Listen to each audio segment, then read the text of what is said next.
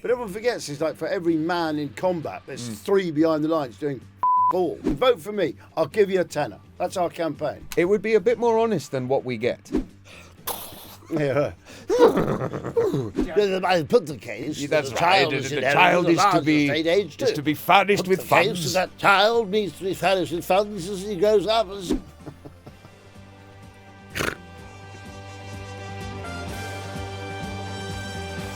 Welcome to Bloomin Legends, podcast number 33. We got there, Gav, my lucky number. We're here. The best number ever on earth, ever. And a third of the way into this podcast Right. will be 33 and a third Yes. of the way into the podcast. Yes. Wow, Gav. Isn't that exciting? Well, it means it could be a long player.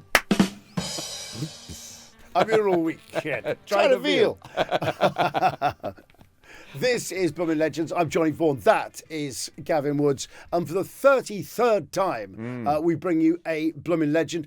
Can I say at the very end of this, we'll be looking at our Bloomin Legendary leaderboard, which is always our top 10 legends, which we put in there. We went blind for the top 10. For the initial top 10. For the initial top 10, which you can also see on our YouTube channel right here if you want to enjoy that. But please, get involved with the debate about any of the selections, people who you think should be in there, people who you think have got no right being in there. You might think Charles Upham, who got 2 Victoria Crosses, shouldn't be at number 1. I think there's no contest, frankly. I've got no problem with that. I've got no problem. No. As I say, someone was arguing with me on the street that who's Charles Upham? He shouldn't be at the top. Rasputin, Ivan the Terrible. I was going, you haven't got 2 Victoria Crosses. And do you know what he did, Gav? Right. Backed off. Of course he did. He just backed off, muttering the words, Bloomin Legends, Bloomin Legend. Anyway, we've come to Bloomin Legend number 33. But like I say, down below here, or Bloomin Legends at global.com or at Bloomin Legends on TikTok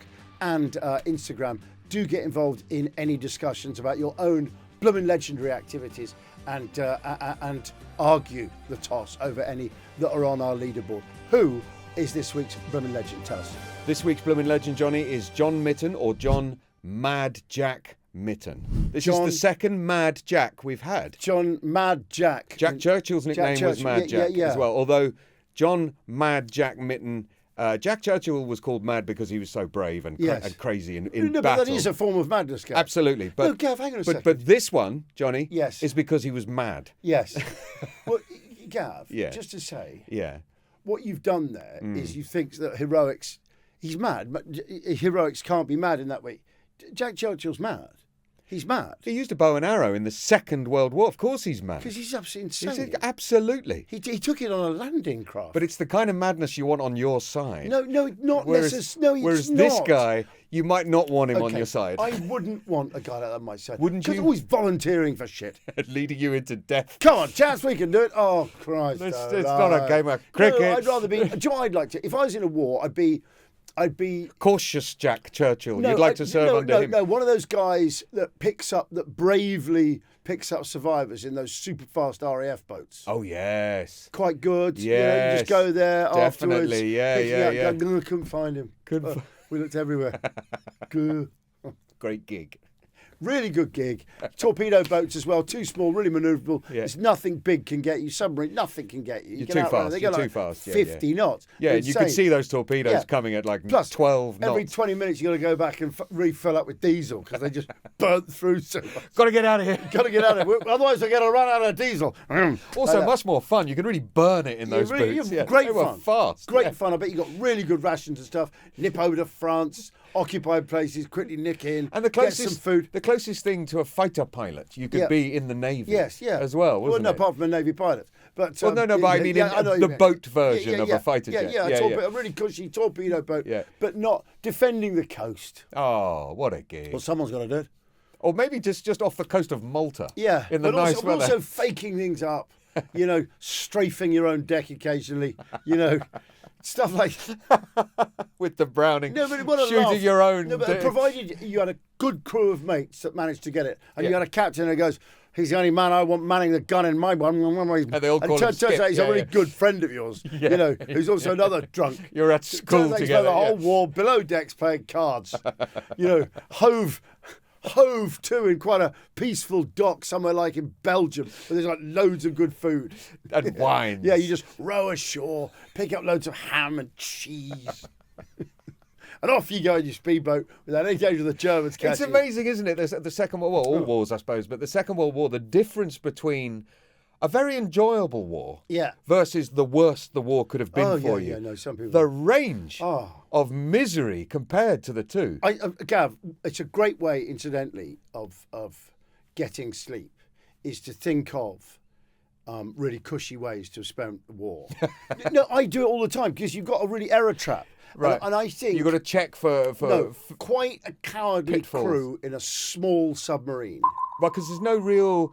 Who's overlooking Who's you? looking for you? Yeah, that's in true. The Atlantic. Yeah. I mean, you've got to write reports. There is oversight, but not. But it's your story, isn't it? For quite a spotted, Saw just nothing. lying about stuff you spotted and things. But also to pretend to have sunk. Yeah. And then hove to in, say, Chile. Where there's not much going on. Nothing. Yeah. In Chile. Very And quiet. then they use your diesel engine as a generator to power. This is my fantasy one. Yeah, go on. To power 4 months of a camp build or something. No, like a beach bar. There's definitely a movie as a favour. You sort of make definitely. out the steering gear's gone completely. There's nothing we can do. Nothing you can do. Because there's only what you're looking for. We've put to port for repairs. Something really easy to knacker. For 3 years. Because once you're in Chile, they're not allowed to arm you at all. That's No, they're neutral. Yeah. You can get provisions, but you can't do anything to aid your ability to battle. Right. Because it's neutral, Sure, So, yeah. Interesting. But I've really given it. What I'm trying to say to you, I have really given this some thought. You should write a book on the cushiest the war cushiest anyone ever had. Cushiest wars Just ever. find 5 stories. Because it all lies afterwards. But everyone forgets it's like for every man in combat, there's 3 behind the lines doing fuck all. That's Well, you think at the end of the war they might have scratched themselves on the cheek a bit? Right. Well, there was just a before million. they There come was a home. million of them. Yeah. There was a million American service people in Vietnam. Right, Yeah. yeah. To support 100,000, 150,000 actually fighting. So the infantry in the fighting... Sorry, 250,000 maximum strength. So it's 4 times the amount you need. Wow. You've got to have 3 guys behind. Of course you have. They've got to be offices and... Oh, yeah, all the catering. No, and... you can emerge from Nam having never fired a bullet or faced any terror, but still like, yeah, I was in Nam. Yeah, but you could have been the egg guy. Yeah, you just had to get eggs for everyone. That's a really important point. You got it. It's a lot of eggs. I'm going to add that now. It's a lot of the eggs. egg guy. No. He was in Vietnam. he He used to was get a the fucking egg he guy. was the egg guy. He collected eggs. He did the eggs. He collected eggs. No, but things like mechanics, stuff like that. No, it is huge logistics. It is, I think, Right. 4 But to 1. This is why you've got to, if in the world we live in, where there's conflict is likely. It's so important you teach your children to be mechanics. Absolutely. So important. Yeah. Do not, because I tell you now, when the shit goes down, the accountants. They're in. They're in the trenches. In an emergency, you don't need a lawyer. What we need here are some fighting lawyers. No, they just need fighting men. If you could tell a joke, you're safe. Well, maybe, but not as safe as if you're a mechanic. That's true. If you're a mechanic, you're too useful. You can work on lorries. That's right. Yeah. Oh, electricians. Oh, yeah. Man, you are sorted. Are they still telling you July? Well, we won't have this lorry ready by. I'll see what I can do. And then always, I'll tell you what else you got to get into. But if you perish the thought, yes, this will ever happen to your sons or daughters. But if they are mechanics, they can do that thing like, I'm going to need that in. You go, it'll take me about, knowing it's going to be about 24 hours. You go, 48 hours. At least. There you go. You've got 24. You're thinking, you wanker, I need it anyway. Then you get a commendation. Yeah. I had it ready at 18. I literally changed 2 fuses. They're so stupid. Anyway, Gav. Anyway, today's Bloomin Legend, Johnny. John Mad Jack Mytton, Mytton. Right. Dubbed here the craziest rich man in history. Yeah. I know your dream is for a child monarch that's got more money than sense, Gav. and is just having people hanged and doing all kinds of crazy things. Gav, ask me when do you most dream about that? When do you most dream about that? Ask me when I don't dream about it. Yeah. Well, this guy wasn't a monarch. That's the other thing that keeps me awake at night. This guy wasn't a monarch. Just like I get to sleep thinking of cowardly ways to avoid combat. Yeah. I stay awake with my dreams of a boy king in this country. A despotic, cruel, child. Cruel, horrible child boy king. Well, John Mytton was not a king, but he was an aristo, and he inherited at 2 years old. Did he? His dad's fortune, yeah. How much? It didn't go well. I'll get to how much in a second. So, quick bio. John Mytton was a fabulously wealthy Shropshire squire who turned his life into a non-stop Daredevil prank and a guidebook on how to blow your money as fast as possible. He hunted in the snow naked. He once rode a pet bear into a dinner party. Oh. He set his own shirt on fire as a prank on his dinner guests once. All whilst keeping thousands of dogs and racehorses and a bear, obviously, and gambling away his fortunes through his fairly short life. Was he the guy who, when someone was boring him, used to nod to his butler and they put a red-hot coal in his pocket? No. Okay. No. Okay, sorry. I read about him in Pax. I mean, this character, it wouldn't surprise me if he has done that, but it's not in our research, not that story. Did he spend any time in India? No. Okay. No. Although, yes, no, I've done this guy as a hero before. Okay. I did him in like week 2, 10 years ago. It was such a funny story, but either way. He's talking about week 2 on the 4 till 7 thing. Yes. Our weekly Radio X, our daily radio show on Radio X, which Bloomin Legends is an expanded version of Gavin's daily heroic slot. He has a hero every day to inspire, entertain, and inform. And one of our early strands was eccentrics, and he was one of them. Yeah, we're still our early strand. We keep going with that. Yeah, well, of course we do. So 1796 he is born, 30th September 1796, into a very wealthy Shropshire family whose lineage goes back 500 years. Wow. So if you know who your ancestors are 500 years back, you're an aristo. That's decent. From 500 years. No, because I can trace mine back to 1492. That's not bad at all. Not bad at all. And not bad at all. That's direct. Really? Yeah, and there's a few nice titles there. There's a few. Yeah, but that's pretty solid, isn't it? That's not bad at all.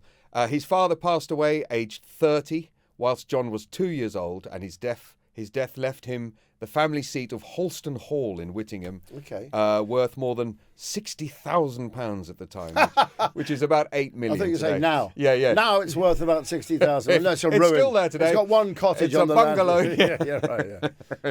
No, it's about an £8 million mansion today, as well as an annual £1.3 million in today's money from rental and agricultural assets, which all of those estates had. Yeah. What would you have done with that money, Johnny, as a 2-year-old? What would kids today spend that money on? Well, the first thing that's interesting about this is, what year is this? 1796. What's so good is back then, apart from the king, who wants to seize everything all the time. Yeah. No, actually, 1796. There's no tax yet, but I don't think. Imagine that. A world where, because the reason we're not going to tax them is, you see how many people they employ? Right. For a pittance. For nothing, yeah. Have you seen how many people they've literally got as sort of slaves? No, have you seen how many people they employ? It's crazy. I know. They are the whole local economy. They look after everybody. They are, yeah. You know, you would think would then make you quite responsible. Have you seen how many people they don't really care about? That's right. Well, and it would make you responsible for their livelihood. Yeah, it would do. Yeah, which he was not. No, he was not at all. So he had a wild, spoiled childhood. How did they know no one was going to nick the money off him? How was that nailed down? Well, this is what I don't get. There must have been a trust. It's not detailed because it's from quite a long time ago. There must have been someone looking after him. There would have been a lawyer in London. Yeah, Jaggers.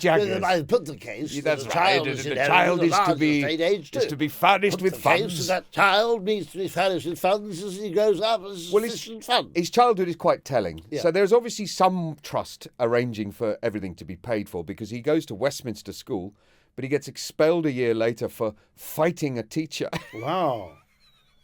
He then goes to Harrow. Schools have changed. They really have. He then goes to Harrow and he lasted... No, actually, to be fair, you no longer get that really at private schools.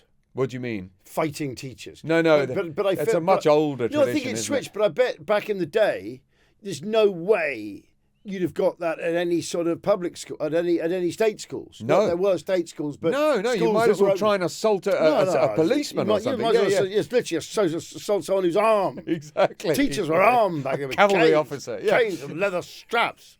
Absolutely right. I think they all were. Also, back then, cavalry officers. Back then, a lot of kids were going to school to avoid violence. That's true. Having to work somewhere awful. Pick your beating. Yeah, right. Yeah, Home Jesus. or school. You're taking a risk, aren't you?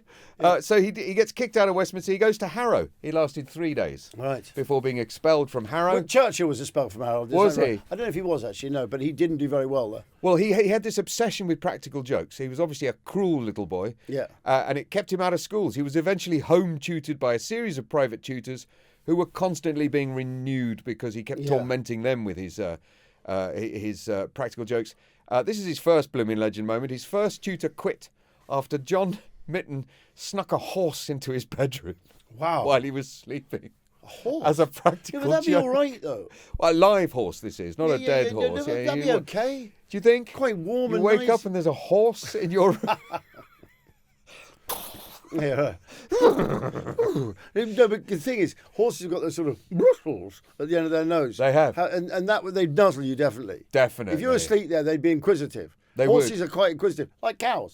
In those days as well, if you were posh, there was a fire roasting away in the corner of the bedroom, wasn't there? Depends what time of year. So would a horse... Yes, that's true. Depends what time of year. Would the horse go near the fire No, or stay away from the fire? I don't know what would happen. Well, would it lie down next to you in the bed? We have to assume there wasn't a blazing hearth. Let's assume, Gav, there wasn't a blazing hearth in the bedroom, which I know you want to have been there. What a shag as well, being like servants. And you got like a house full They would have just all been avoiding him the whole time. I've got 30 guests. They would have all been going, whose turn is it to look after the master? Guests, they'll all need a fire. You think, oh shit. Christ. Yeah. Buckets of coal. Buckets of coal, lighting the fucking thing. And it's all damp in the air. Everything. Are you not lit all the fires? No, I fucking haven't lit the fires. Also, you're wearing heavy linens and things, and it's like heavy. you're hot and cold. Heavy, filthy things, and like leather, whatever they call it. Tabards. Yeah. Those things without the boots sleeves, up to the thighs, and thighs, and you're the fire lighter and the lighter boy. So his education is like just all over the place. Also, I bet if you had to take the coals up to the room, you wouldn't be allowed up the easy staircase. No, it's the steep one. How do you go up a back stairs? It'll be that spiral steep one. Back stairs and along. That would not pass building code now for the steps being too often per... Right, they've all got to be swept. Oh, Christ. Yeah. Oh, my, not again. Not again. Especially if you've got one of those households where they have a fire in every room every night, even if there's no one there.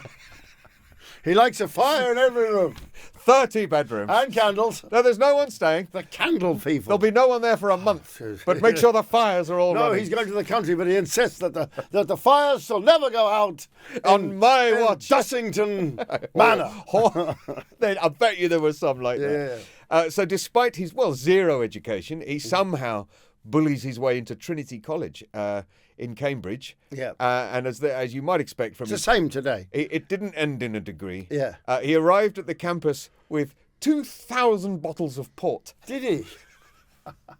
I think this is his Bloomin Legend moment. That's Bloomin Legend. Salute that. Absolutely. No, arriving on your first day at university. Do you know why he said he had them? Why? To, quote, sustain himself during his studies. Imagine arriving with 2,000 bottles of anything. Well, this is the question we're being asked. How do you keep 2,000 bottles of port? Well, they've had cellars, though. I think he brought a series of heavy oak cabinets with him. No, he must and have. Some poor no, bastard. There was a cellar somewhere. They would have had cellars. No, they've had the college cellars enormous. You would have been allowed if Lord Cavendish is arriving here. I imagine they had quite good cellars, enormous cellars. You donate some of the bottles to the master's cellar, and you just put it in with the rest. It's for everyone. Because they famously do have big cellars. Yeah, but it's for everyone. It's for everyone. It's for all of us. They also own vineyards. I mean, they own the whole thing, don't they? They did. They own. I think some colleges in Cambridge own most of France. Well, if I just work this out, it's a 3-year degree. I don't know if it was then. No, it wouldn't be. But it's roughly, I think then it's as long as you want. Right, but it's at least what. I imagine that's a year's supply, 2,000 bottles. I don't know.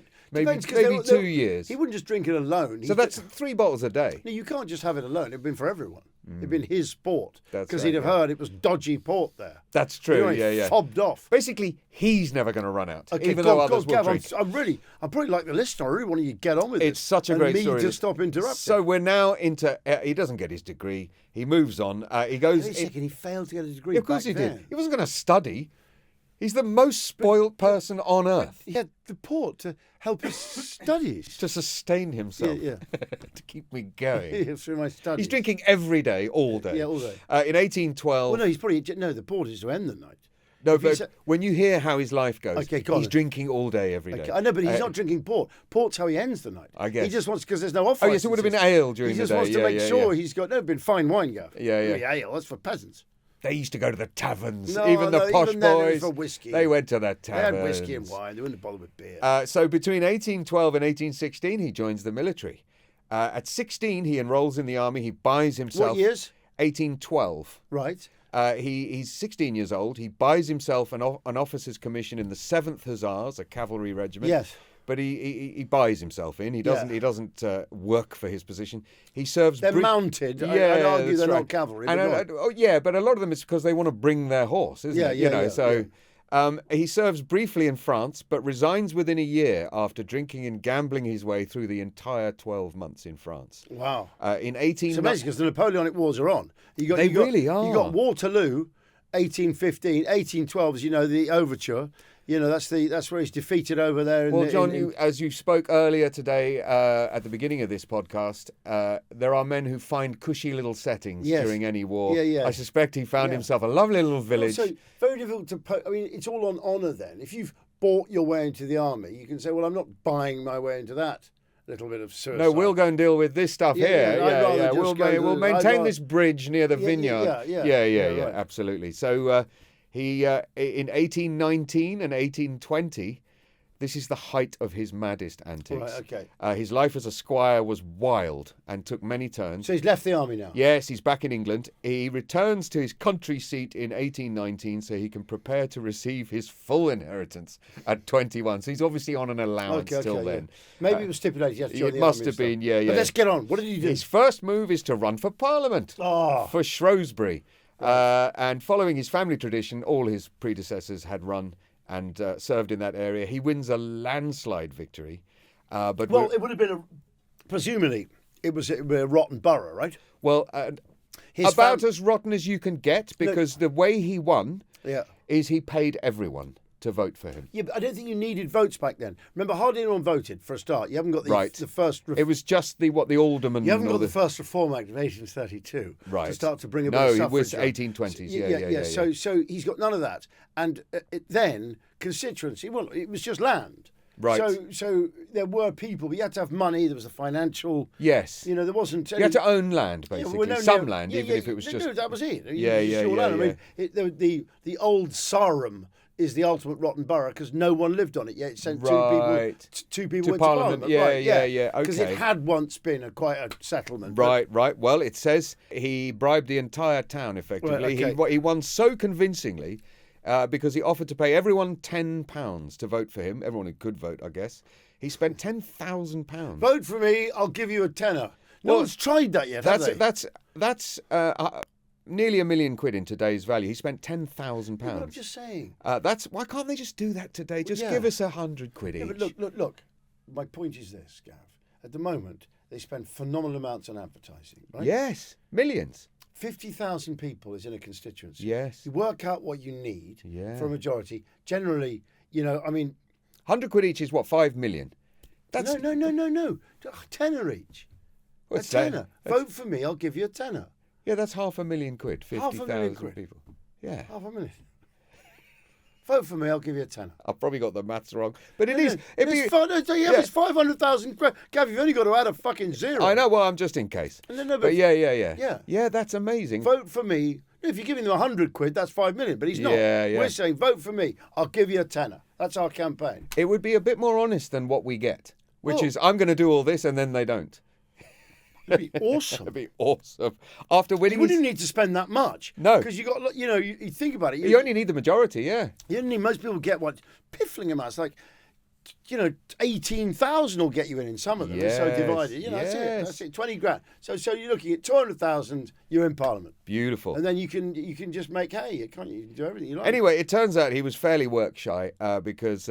Well, obviously, he's got all this money in this big estate. He doesn't want to go to London. Of course he doesn't. So he went once for 30 minutes before deciding the debates were boring, and he never went back again. Good man. Did he have a nice place in London? Doesn't say. He must have done, I would imagine, but no, it doesn't say. Doesn't say.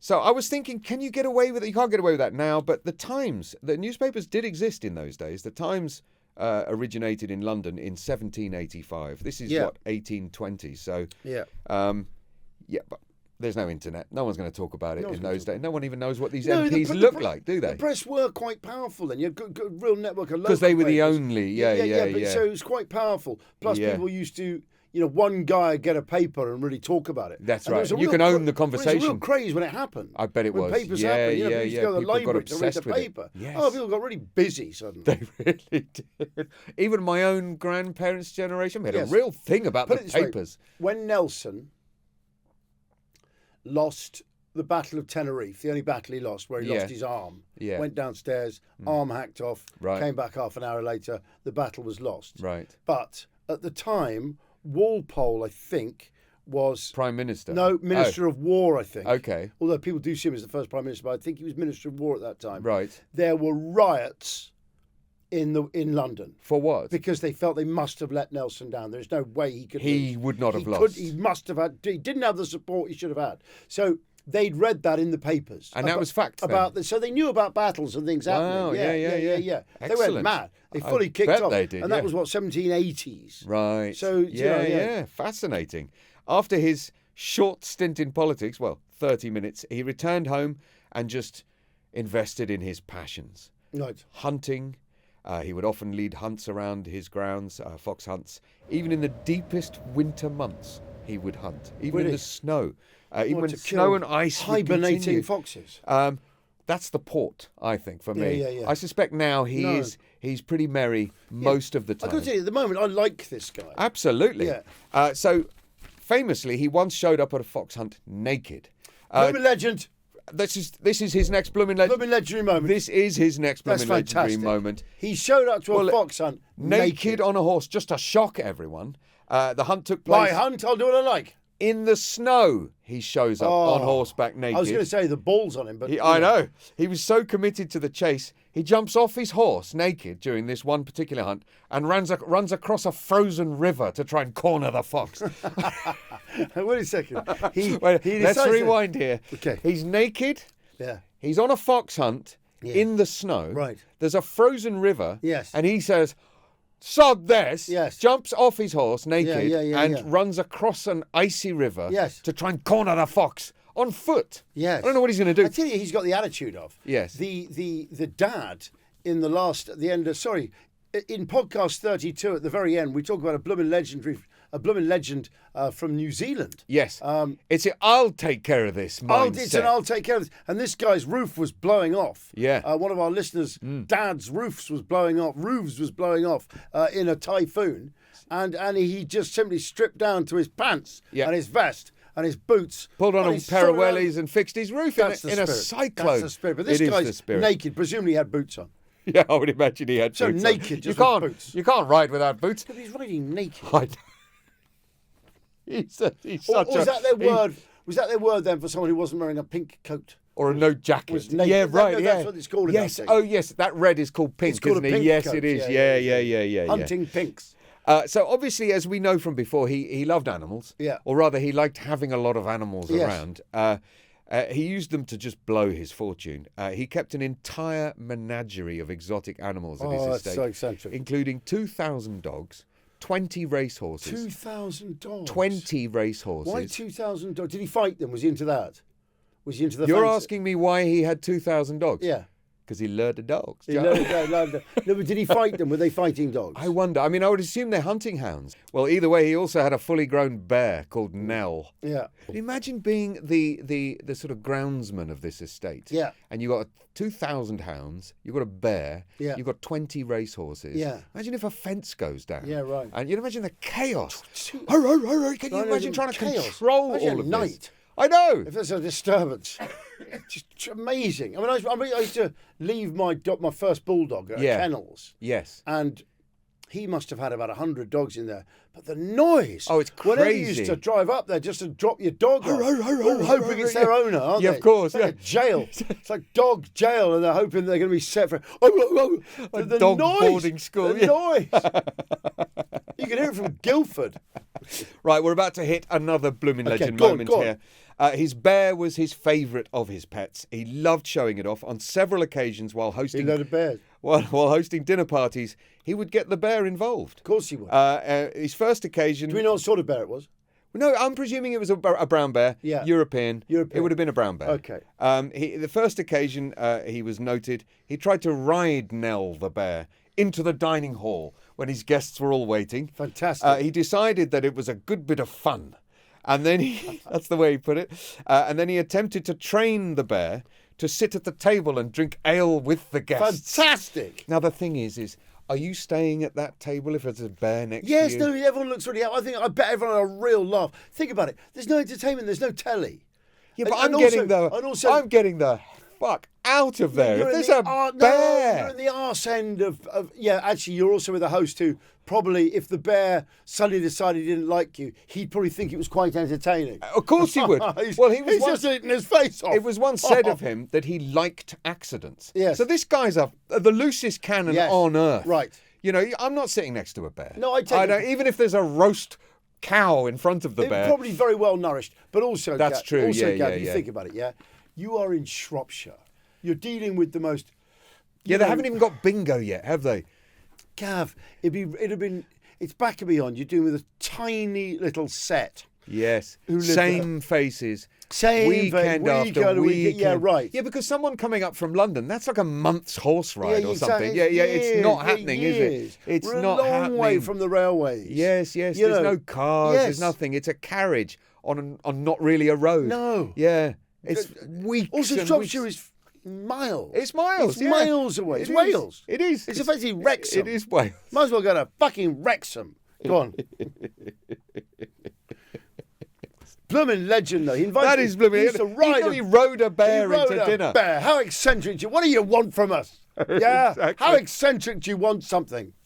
So it didn't stop there with the animal antics. When he was at a race weekend, one weekend, which I imagine was every weekend. If he kept 20 horses, he's going to the local race every weekend. Someone bet him at a race weekend that he wouldn't ride his best racehorse, his fastest horse, inside the house. Why would someone bet him? 1, unlimited resources. 2, he's called Mad Jack. 3, he's already ridden a fucking bear around the table. That's exactly why you bet him. Because you know he's going to do it. Yes. You know he's going to do it. Yeah, but you're going to lose your bet.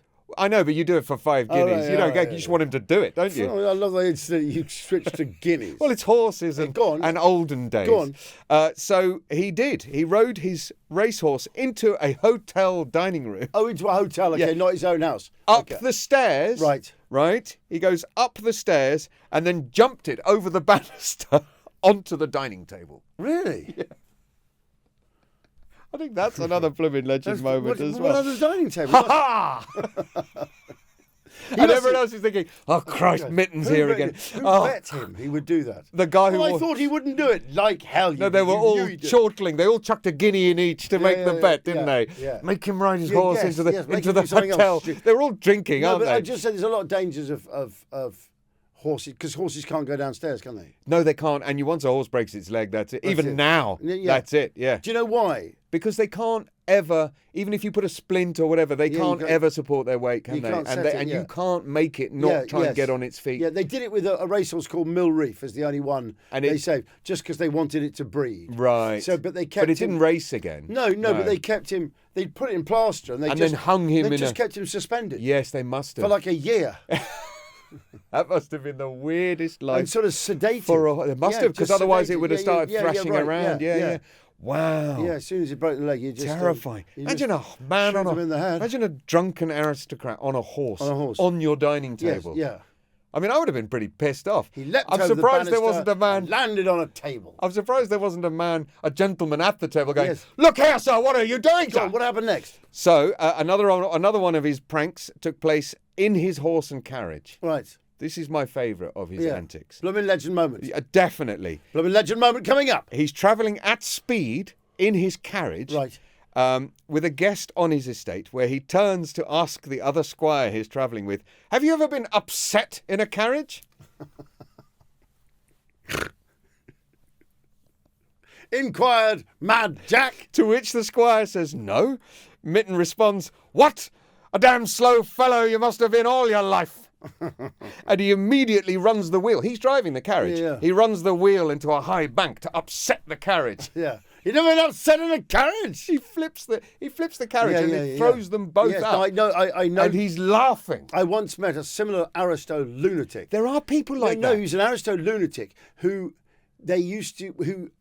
was a very good friend of someone I used to work for, who's also an aristocratic lunatic. It's a sort of Keith Moon thing, what they isn't used it? to love doing Yeah. is if they went to any weddings or funerals, Yes. they always liked to have a race to wherever the next bit, the wake was or the reception was, but always carrying each other's mothers.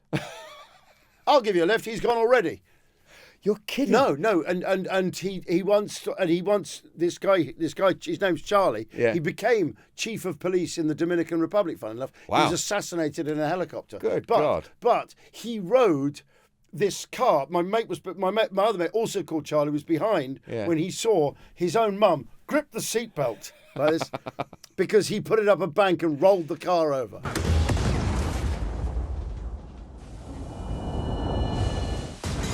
Yeah, no, he was eccentric. He was eccentric. His name wasn't Mytton. No, it wasn't Mytton, no, but he's got the Mad Jack gene. Definitely. So it's easy to see how his behaviour has an impact on his family life, and that he wasn't a man you could trust. He was married twice, but both his wives reported odd behaviour. He was charged with throwing his first wife's lapdog into a fire. But his friends say, no, he didn't do that. This is the quote from his friend, he merely took it up in his arms, threw it halfway up to the drawing room ceiling and caught it without injury. Nice. Covering for him. But Here we go. He was then accused of attempting to drown his first wife, but he responded, nonsense. On one very hot day, I pushed her into the shallow of my lake at Halston, a little bit over her shoes. He attempted to drown her. He tried to drown his wife. No, she had a little bit over her shoes. A little bit over. Don't exaggerate. Was he a ladies' man?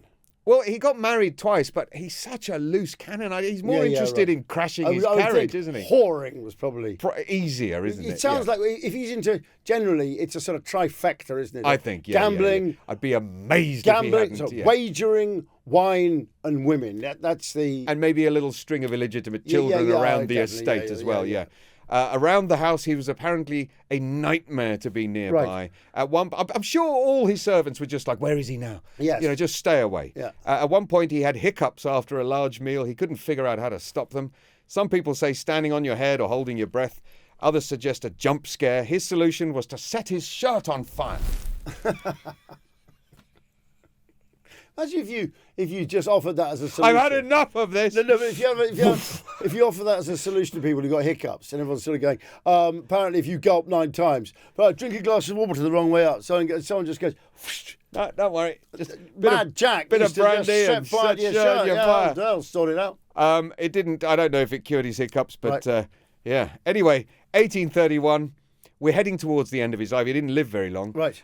His lavish lifestyle started to catch up with him. He spent his fortune. Yeah. He bought his place as an MP. All the dogs, all the horses, those things were really expensive. 2,000 dogs is going to eat into you. That's just food. That's crazy. I've had dogs. I've got one cat, and I'm like, I had one dog. The vet bills. It's insane. Yeah. Also, he was a keen gambler. He's into racehorsing. Just gambler, Gav will do. Yeah, exactly. They're all keen. Of course, yeah. He somehow he escapes his debts by running to France. Okay. That's a classic as well, isn't it? You go and run somewhere. You're in a small villa on an island or whatever. Yeah. He goes to France.